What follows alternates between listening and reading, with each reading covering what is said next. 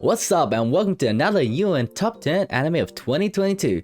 Every year, us anime fans are given many anime to watch, and as always, it is tough picking the best anime. So this list will help you get an understanding of the top 10 anime you should check out at least. Of course, this is my opinion, so please be open-minded and hear what I have to say. Everyone has their own opinions, and this is just simply mine. And for the first time on my list, I'm going to be considering or including anime that aired in the fall season that has leftovers going into the winter season. If I generally think it's good enough to make the top 10 with the episodes we have been given, so yes, I am including the fall 2022 anime in my list. If I think it's good enough, unlike you Crunchyroll who completely left out every fall anime. This was a tough year because it had a lot of strong sequel animes and new IPs, anime with a lot of hype, and anime that built up hype during its airing season. And some hidden gems out of nowhere too. This is probably one of the most varied lists I've done. Somehow, despite it being a year where I probably watched the least anime, but I have watched enough that I could have made a top 20 list. But we only need to talk about 10, so sit back, relax, kick back while Kenshi tells us about our number 10 anime. Okay, so our special guest can't make it anymore. Guess I'll have to take over then.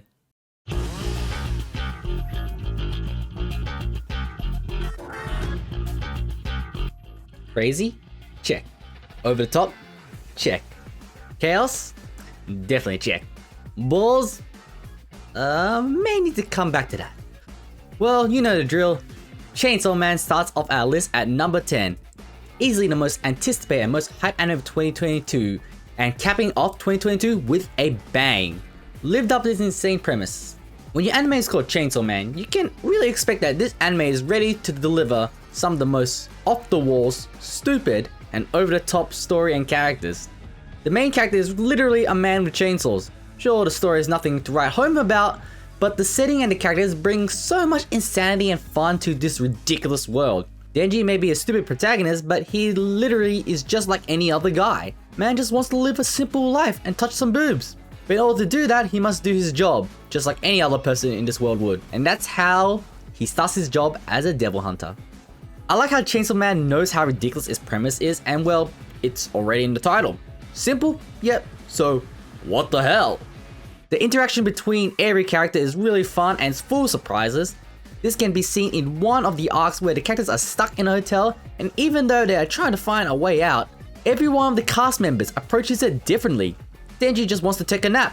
2 characters are having a smoke. 2 of the characters are panicking, and 1 is just laughing at everything. It is the epitome of chaos. What's also surprising about this show is how wholesome it can be. Our MC just wants to be with his dog and live a simple life and appreciates the little things in life.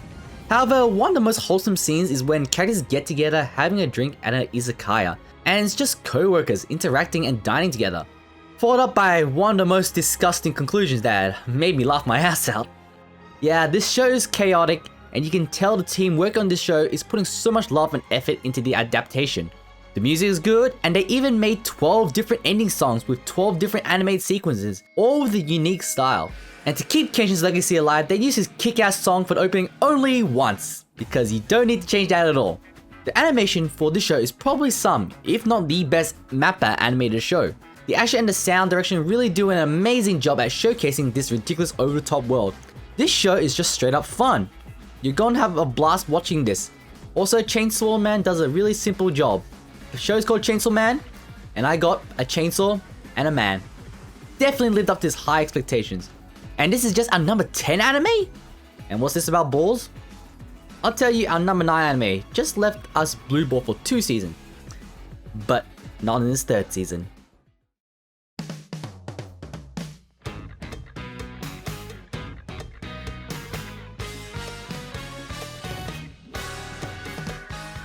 Kaguya-sama Love is War Ultra Romantic is the conclusion to the first half of this beloved romantic series between the power couple, too smart and dumb for their own good. Yes, after 2 seasons of both characters trying to get one another to confess first, we finally have a conclusion. And the winner to that story and competition is... for you to find out yourself, because please watch the show.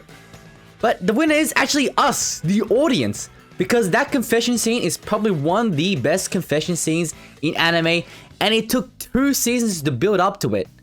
you can genuinely see how much the characters improved, changed, and developed, and the payoff was worth it in the end. However, while the build-up and the conclusion of this particular story was well received, what makes this show so interesting and exciting to watch is its development of its side characters.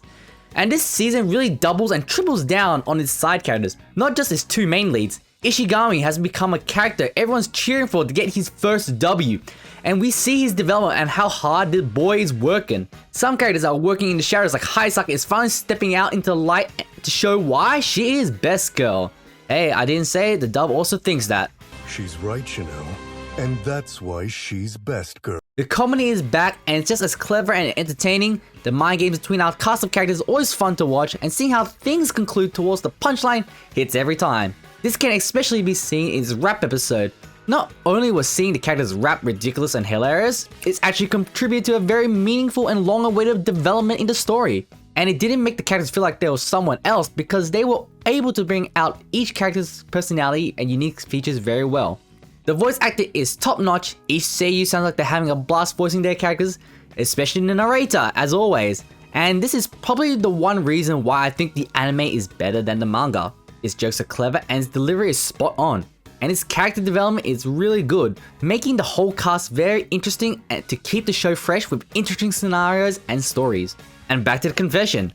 I must confess, one of my friends asked if there were any other notable confession that was good as this, and I must say, I couldn't think of any. The animation, the music, and the storytelling was beautiful. It kept the comedy, it kept the cleverness, it kept the intention. 2 seasons of build-up led to these moments, and it was worth it. And as a manga reader, I know this is just the start of the heavy story part of Kaguya. We are actually only really halfway through the story. There's a lot more interesting development to come. We've only scratched the surface for our cast of characters. Also, my non-fiction is generally a good one-off banger ending song. Unlike that overrated one from season 1, that people only remember because of some cute girl dancing. Man, do you think Chicken Dance was better than my non-fiction? I might kill myself. Wait, Shippy, not you!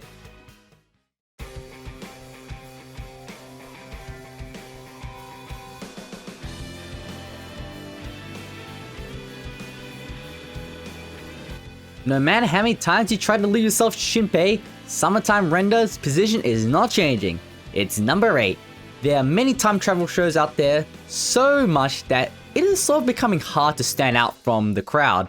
And with many concepts and gimmicks done, it's hard to be original. Well, Summertime Render concept and gimmick is nothing new, and it does take a familiar gimmick by adding some unique rules that keeps us on our toes. This show is very similar to ReZero, where our main character can go back in time, if he dies. However, the main difference is that he can only go back to certain points in time, and his checkpoint is moved forward each time. So his time limit is shortened each time. Another show like this is Erase, because this is essentially a murder mystery. What starts out as a pretty simple slice of life drama series involving a murder, things wrap up pretty quickly when a cute girl kills herself. No, literally, she kills herself. And especially around the 3rd loop is when the story really ramps up and it gets more intense, showing the potential and scale of urgency from what seems to be a personal conflict to a world-changing conflict. Summertime Render keeps the story fresh and on our toes with its take on time loops, because things never go the exact same way on a previous loop and a new rule is like added each time. The characters involved are interesting and the interactions and reactions change quite a bit, which leads to great character development. The story is quite a unique supernatural story with twists and turns to keep every loop fresh, making you question which decision from the main character can potentially stay, but what may need to be dropped. And they really used the summer season theme to their advantages. Not only is the setting beautiful and very fitting with its clean visuals and nice animations, its atmosphere really adds to the storytelling with a fitting conflict that works well with the theme. There's drama, there's mystery, there's action, and cute girls kicking ass. Yes, this anime has everything. The story doesn't feel rushed and it's paced very well. With the introduction to conclusion, this 25 episode series will keep you engaged during its runtime. The characters are really interesting in this show, the backstories and motivations become fascinating with every loop. You get to know them through one loop, but they can be different in another loop, revealing something that wasn't shown or said in another loop, which makes you think differently of them. What I like about the characters is that no matter how much we learn about them, there's always this air of mystery surrounding them. There's always something left unheard, which gets me excited for the next episode. I can't speak too much without spoiling the story, because the story and the mystery is the strongest aspect of the show.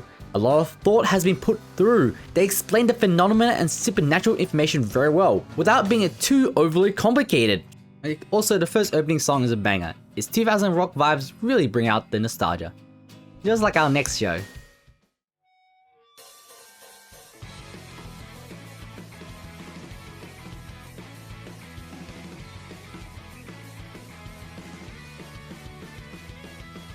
Okay, I don't mean nostalgia like this.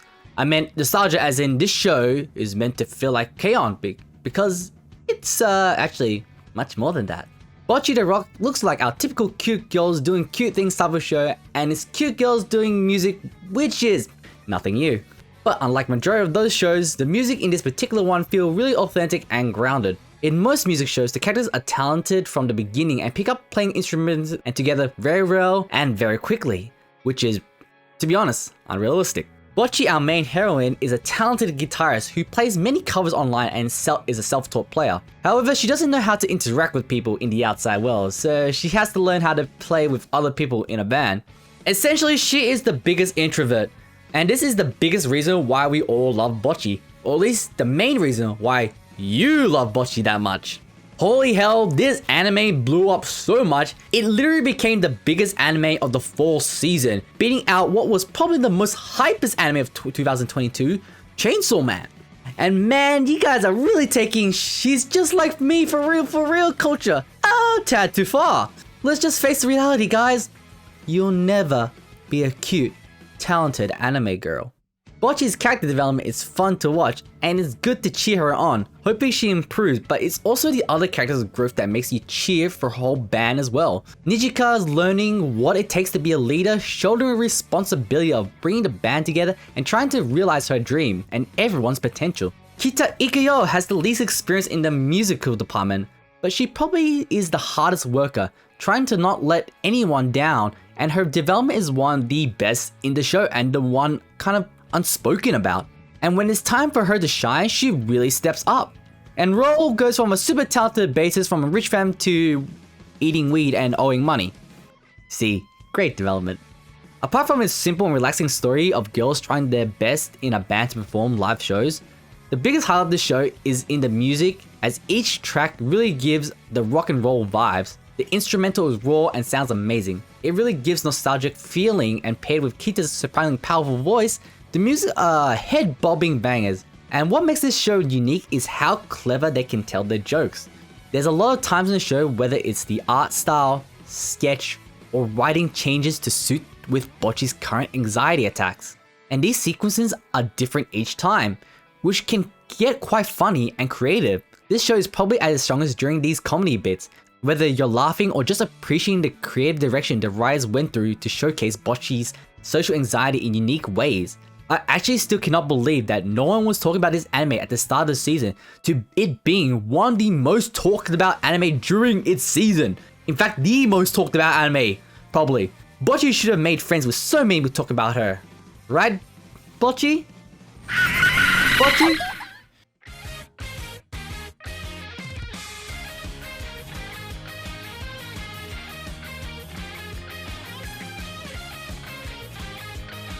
Cute girls and guns make a great combination in anime, and Licorice Recall is a great example fitting for the number 6 spot. The mixture between action, thriller, and slice of life, Licorice Recall finds a great balance at integrating all these genres while having a ridiculous setting where girls are carrying firearms, casually disguised as high school girls, assassinating people in public who are considered dangerous to society. But hey, that can be forgiven because they are lesbians as well. I'm just kidding. Oh, don't worry. For a quality reason, there is a boys equivalent in this world as well. We just don't care enough to follow their story. But they do play a part in the main conflict. It's quite interesting to see how the writing explains how the government hides all the destructive evidence from the public, making the cover-up story proportions rather believable. You have a main villain who just wants to expose these cover-ups, so he simply just wants to commit chaos and be recognized by the public for it. And he's got such a fun personality to play with too. The action is fast-paced and is great to look at. Gunfights are intense because you know one mess up could put these characters in critical condition. But let's be honest here, you watch this show to see cute girls with guns, and our two main leads, Chisato and Takina, steal the show. Their dynamic is so fun to watch, and seeing their interactions and development will put a smile on your face. Takina is the typical stuck-up, followed by the books type of girl, but when push comes to shove, she isn't afraid to break some rules to get things done, if the result is not exactly what everyone wanted. Chisato is actually a super talented type of girl. She's able to dodge bullets and excels at close range combat. However, refuses to kill, so all her bullets are actually rubber. Seeing the development between these two leads is what makes the show really fun to watch. Takina's growth from hanging out with Chisato changes her completely, changing her views on life and how she approaches her future situations. What is also fun to see is seeing how she can have a fun and cute side to her as well. The slice of life segments is nice, relaxing to watch, and a good break from the action. Seeing how these characters' dirty work bring peace to society is satisfying, and seeing how different it is from these characters' work is quite interesting. How they behave at work and how they behave out is quite a contrast to see. Like throughout the series, the girls participate in gritty action with their lives online to running a wholesome board game cafe to relax. The conflict and fight between the ideals of justice between the two sides is intriguing, because despite being the licorice girls fighting for peace, the whole cover-up proportion of society is a bit extreme, and our villains just want the world to know that the cover-ups are being made. Fun action and a fun concept makes this show a blast to watch, but it is the characters that makes us stay. Their interactions and developments are intriguing, and the wholesome moments makes this show all the more worthwhile to watch. Speaking of fun,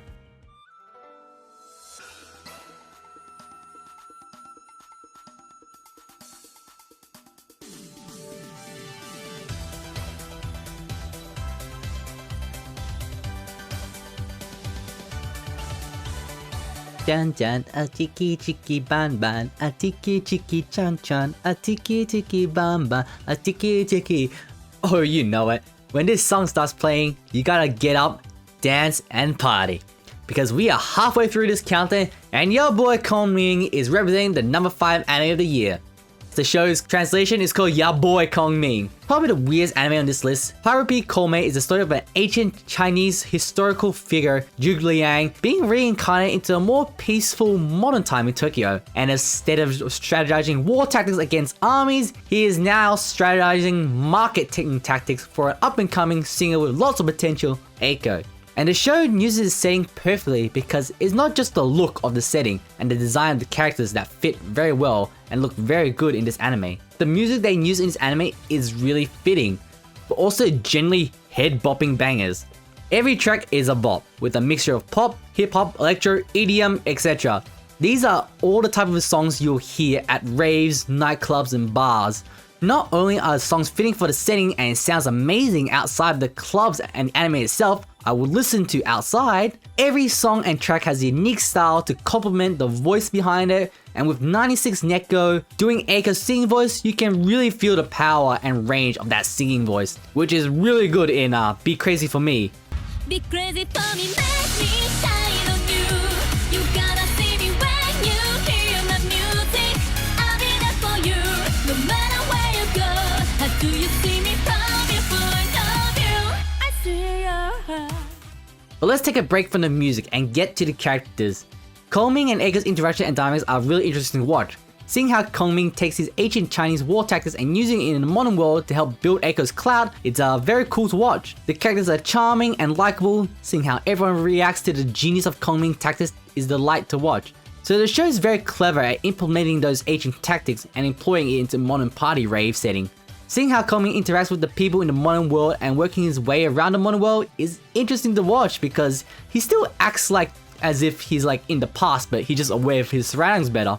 The story is heartwarming, surprisingly, with Kongming just wishing to live in a peaceful world, trying his hardest to help build a following for an unknown singer is wholesome. Seeing how Eiko has been struggling to get her name out there and her naivety to be one of her weaknesses to let her down, only for her life to be turned around when one fan from ancient China decides to be her manager. While also learning about the new world is a delight to watch. The performances are amazing, and the lighting and sound design makes you really feel like you were live at that concert. The show is ridiculous, it doesn't take itself too seriously, and knows it, and flaunts its setting and characters. It really knows how to have a fun time. The songs make you want to party. I mean, it's literally in the title, Party People Come! But literally, this ranking does not make it the king for 2022.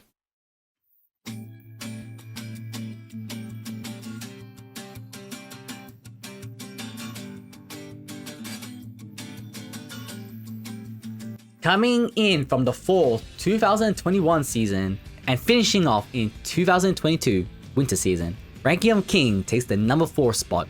Never judge a book by its cover. Ranking of Kings may look like an anime made for children, and even though it has its heartwarming moments, it gets dark at times and calls for a very mature story. The story is simple and easy to follow, but also engaging. And this is done because of the characters. Every character in this series has lots of layers. Every character has a motivation for their actions and has an air of mystery surrounding them. Every character can be seen one way and turn out differently the next, which keeps us on our toes and how we feel about each character. We may feel sympathy for some, but we may feel anger and hatred towards another, and this may have changed from the initial thought we were given at the start. All the characters are very complex, their backstories are heartbreaking and emotional, and play major parts in the overall story. The show really knows how to make you really care about these characters and sympathize for their actions. The relationship between Boji and Kage is quite exciting to see. These two very different personalities grow a lot over the course of the series. The story of redemption for Kage is great to see. Him helping Boji is heartwarming, even for such a weirdly demonic design of a character. Boji's story is very inspiring. Before the story even started, we learned that Boji is born to be weak and unlucky as everything was taken from him because of a contract from his father. However, this doesn't deter him from striving to become king. So he works very hard to realize his dream. The action is nice, the animation is fluid, the anime plays out like a movie. With all the twists and turns, it was really hard to pinpoint how the story was going to end. Even though the villain did some bad things, you know it was for good intentions, because ultimately, the main theme of this show is about family and protecting family. But what's more important is cherishing and protecting adopted families.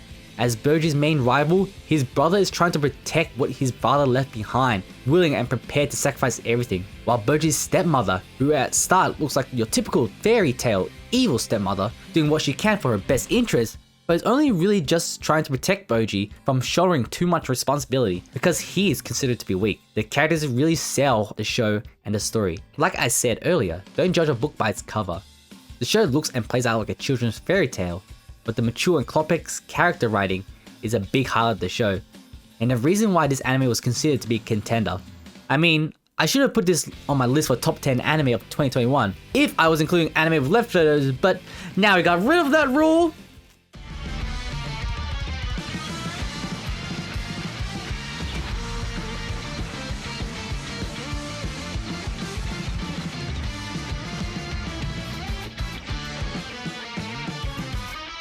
That's right, the anime that is pure hype. Hype incarnate, Blue Lock is a 3rd place runner-up. It's actually been so long since I got really interested in another sports anime. I'm not the biggest fan of soccer anime, but Blue Lock got this down on lock. This is not a typical soccer anime or sports anime for that matter. I love how they approach the sports formula very differently in this show. While rivalries and getting better amongst your rivals is a common trope in sports anime, they really went all out with the idea of your rivals, your friends, your teammates are also your enemies. They really dialed it up to like 100 for this. Blue Lock feels like a battle royale with soccer as the main game to decide who gets to come out on top of the Blue Lock project. The anime is about finding the best striker, and the Blue Lock project is here for that. I like how this show is so different to other sports anime and something we haven't seen before. This show leaves you on the edge of the seats because of its out of the norm concept. Even though soccer is played on 11-man teams, you really wonder how do the players get better and behave in the situation they have been put in. Especially because all the strikers are aiming to be the best strikers in the world and they have to play on the same team together. I like how the show knows how ridiculous its concept is and just rolls with it. The main cast of characters are very cool and unique in their own ways, all with different skill sets that make them stand out, but also still being in the realm of reality as it's not completely out of this world. I actually, no cap, find myself relatable to the main character Isagi because I used to play striker back in high school, and even though I wasn't the best kicker, I knew how to get into position or put my team in the position to score. But let's get to the real reason why this anime is so high on my list. Blue Lock is my pick for the most hypest anime of 2022. The anime is the epitome of hype. It is nothing but hype moments after hype moments, and they just never just keep on climbing since episode 1. The animation looks sick and the art style looks sick. I love how the characters' eyes get dark, and when the eyes go psycho, it sends shivers down your spine. The music enhances the atmosphere. They really know how to add to the intensity. The matches are hype. Really honestly don't know how things are going to end up or play out, as the end of the day, even though this is a team game, this is a show about egos. If you know one thing about team sports, ego clash and free-for-all are not off the menu. I cannot wait to see what more Blue Lock has in store for. You can bet I won't lock off on this anime.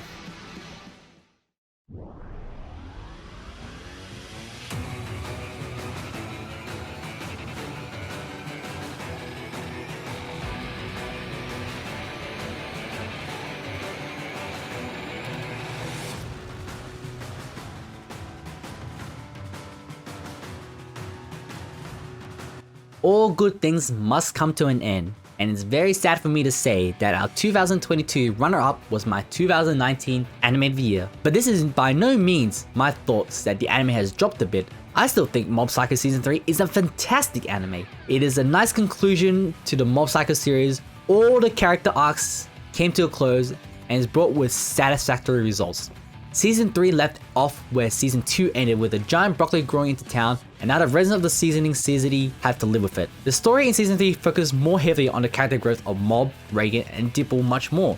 Mob is becoming more mature and starting to have a confidence he lacked in the early seasons. But with confidence comes with conflicting emotions. And I love how they tackle this side of Mob, as he has to learn how to overcome his new self without trying to lose sight of his usual old self. The relationship between the characters are fully fleshed out, and everyone meets a very satisfying conclusion. All the build-ups between the previous seasons play a part. Everyone in Mob's life contribute to the story, and it is just very satisfying to see all these characters who we grew to love play a part. And of course, although janky but intentional of one's drawing, the art style remains consistent, and when they really need to spice up the action scenes, Studio Bones knows what to do. The exact thing that Studio Bones is known for: creating fun, over-the-top fight scenes with amazing sakuga.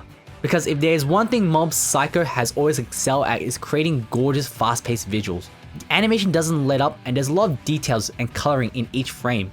The fights are exciting and intense. The storytelling in those fights bring out a lot of emotional weight. Sometimes when it's not even a fight scene, the animation still looks amazing, and it can really tell a story, giving out many feelings. But away from the gorgeous visuals, we need to talk about how much Mob and Reagan has grown since the start of the show. The storytelling and development has been well thought out. The emotions journey Mob has gone through has been one of the key story elements of the series, as every little thing brings his emotions to a cap, and they explore why this has been happening in the series. It feels really great seeing how one arc takes a passive approach while another arc takes a more chaotic approach to the subject, and seeing how Mob handles both is a sight to see. The conclusion of Mob and Reagan's story is also very satisfying to witness, as one of the main points of their relationship was handling of if Mob knew about Reagan's shady business, and the way they handled this plot point was a great conclusion to their arc. Every character is great and developed well. Mob and Reagan's story concludes here, and this list is about to as well. But before we get to number 1, we have to give honorable mentions to these animes that just fell out short of the top 10 anime list, but are still worth checking out. Demon Slayer: The Entertainment District arc is probably one of the best animated TV series I've ever seen. Komi-san Kakumikate Season 2 returns with more wholesome romantic comedy and cuteness from the main heroine herself. Long-awaited sequels such as Made in the Abyss, The Golden Sea, and The Scorching Sun, and Classroom Release Season 2 gave fans something to enjoy while building their world and characters more. Akiba Maid War is probably one of the most unhinged, over-the-top, ridiculous, weird anime of 2022. Cyberpunch Edge Runner did something for me. It actually made me like a trigger show. My Hero Academia Season 6 is probably my peak My Hero. And if Golden Kamuy Season 4 wasn't delayed till April, I reckon it could have made a case for my top 10 anime, because the story was about to get real interesting. You know what's interesting? My pick for number 1.